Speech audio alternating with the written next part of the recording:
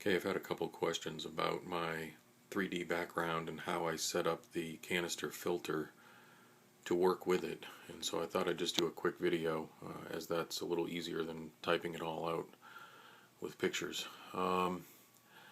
This background from Universal Rocks was 4 feet by 2 feet. I trimmed it down to fit into the 40-gallon breeder, and it's siliconed all the way around. The whole entire bottom edge and the side edges are sealed right to the tank, top to bottom.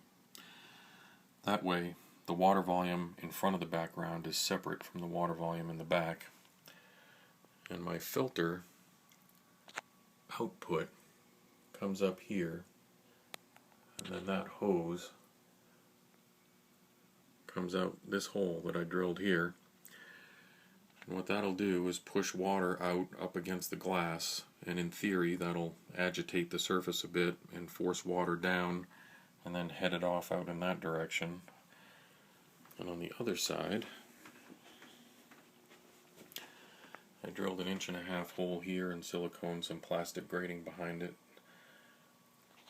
And the filter intake is located behind the background on this side. So that goes up and over there. And you got this compartment behind the background that is separate from the front.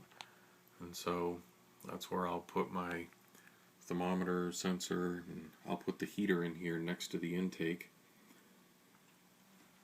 But because the intake is behind the background and it will be sucking the water out of there, the water from in front will be going through that and eventually through the filter, at least in theory.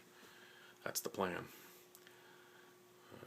From the leftovers that I cut off of this background material, I made a few extra rock formations and silicone those in place. You can see it's pretty three-dimensional. I think once the sand and water is in and all that, this is going to be a pretty nice looking setup. So hopefully in the next couple days I'll have that done. We'll see how it looks. Hopefully that helps to answer any questions.